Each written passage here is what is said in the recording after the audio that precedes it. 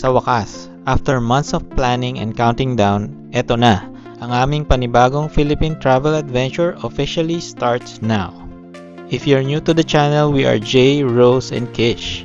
And we also present ang bagong member ng family, si Kaden. Unang stop muna kami sa Park and Fly. Iniwan na muna namin ang sasakyan dito malapit sa Toronto Airport para stress-free ang simula ng trip. The car will be parked here for exactly 1 month, 1 week, and 1 day. And ang babayaran namin is around $300 based sa estimate online. It's the last time we'll see our car for a few weeks. Update na lang namin kayo sa experience namin at sa exact amount ng fees when we have come back from our trip. Park na tayo. Nag-scan lang tayo ng reservation doon sa gate tapos umopen na siya. Tapos pipili ka na ng sarili mong parking lot. Ayun, pumili ako ng pinakamalapit dito sa may shelter kasi yung shelter yun yung pagpipick upan ng mga shuttle. So, yun. I-secure ko muna yung sasakyan tapos punta na ako doon para maghintay ng pick up.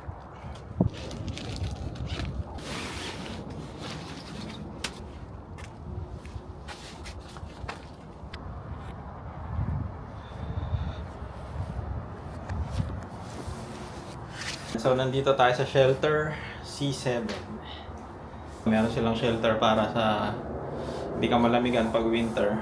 Nandun na kasi sila sa departure area. So, binaba ko na sila doon kasi para hindi malamigan ng sobra si Kaden, yung baby. Ayun, may nakausap akong staff na nakakotse, nagra-round siya. Hindi mo kailangan tumawag ng number para sa shuttle nila. Pero pwede rin naman, meron ditong customer service pero hindi mo kailangan mag-call para sa shuttle. Pagpabalik ka, may location sila. Yung door 19, post 19, door B. Yun yung hintayan. Pagpabalik ka na dito. So, binigyan niya information na yun. Kasi tinanong ko siya kung tatawag ba kami pagdating namin o maghihintay lang.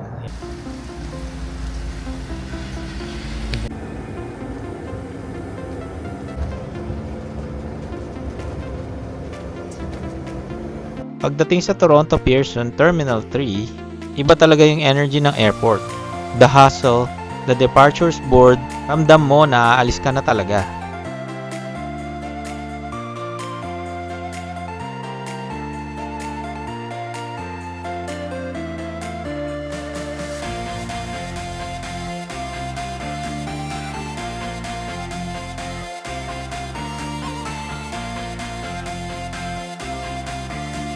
Bago ang aming long-haul flight of 17 hours non-stop, nag-relax muna kami rito sa Plaza Premium Lounge. It's the perfect calm before the storm. Recharge muna at kain ng konti bago ang mahabang biyahe.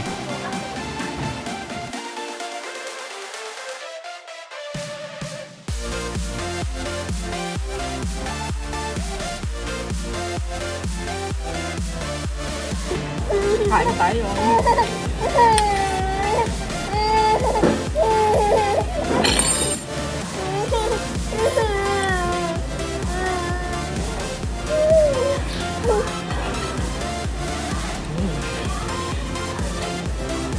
Round 2.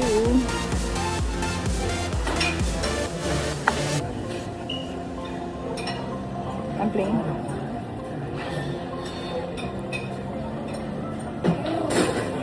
Dessert. Ito ulit. Yung isda. Kasi yung nauna, parang luma na. Ito may bagong labas.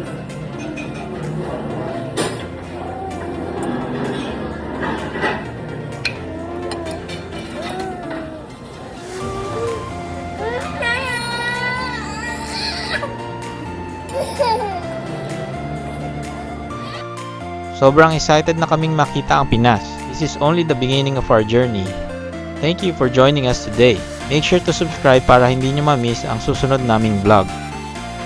Mag-comment din kayo below kung may mga questions kayo about our trip or if may suggestions kayo na dapat naming puntahan.